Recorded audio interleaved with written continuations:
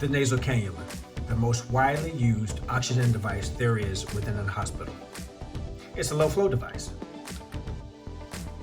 The nasal cannula has an approximate FiO2 of 24% to 44% based on flow rate. The FiO2 stability is variable. It's variable because it depends on the patient's flow demand. If a patient is breathing fast and uncontrollable, then the patient will be sucking in more air, which decreases the FiO2. So that's why it's variable. As you see on the chart, you have 1 liter, which is equivalent to 24%, and we just add 4 to every liter that we go up. So 2 liters, you add 4, that makes it 28%, and so on. 3 liters, 32%. 4 liters is where we add humidification. That brings it at 36%.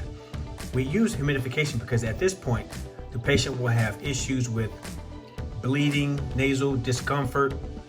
So we add that humidification to ease that. Now in some patients, you may notice that at 3 or even 2 liters, they have some nasal discomfort. Use the humidification at your discretion. So you can use the bubble humidifier at lower levels, but at the 4 liter mark, we definitely use it there.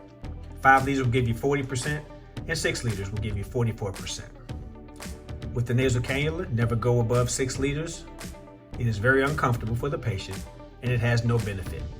You create turbulent flow in the nasal passage if you go above 6 liters. So 6 liters is your top liter flow rate that you would put them on. 1 liter is the minimum. With this, we have the bubble humidifier. It humidifies oxygen with water vapor. It decreases nasal bleeding, as I stated earlier, or discomfort. It has a fill line mark for sterile water, which I'll show you briefly. Do not operate with a device other than the nasal cannula or simple mask. These are 2 low flow devices, and this is only good with low flow devices. Humidifier produces aerosols with rates exceeding 10 liters. These water droplets can transmit pathogenic bacteria to the patient. That's why you don't want to go above 10 liters or above the simple mask use and the nasal cannula use. What is this? That little pop-off right there is actually what it is. It's a pop-off. It's a safety valve which sounds and releases excess pressure if the oxygen tubing is kinked or blocked. Because if the oxygen tubing becomes kinked or blocked and it doesn't release that pressure, the bubble humidifier will explode. So that's a safety mechanism that is already made into the bubble humidifier. Now we actually have a nasal cannula here to go through. So I'm going to open up the package. And we have the tubing. This connects directly to the flow meter or to the bubble humidifier. And you have the prongs. Now, how do you put this on a patient? Well, that piece right there that dangles, that should go towards the top lip, And if you notice, this has a curve.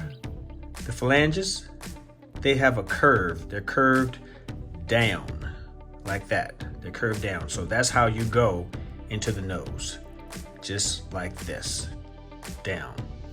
This faces the top lip and it curves downward into the patient's nose. This goes across the ear,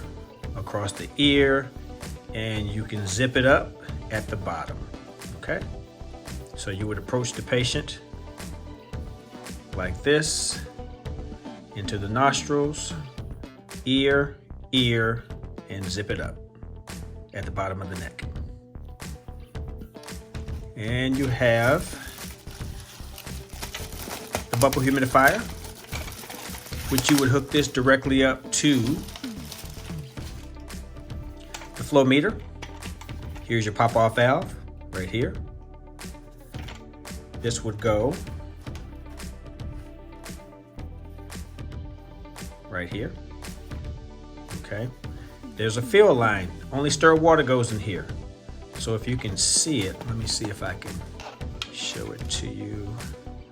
There's a fill line right here. It's a very shaded line.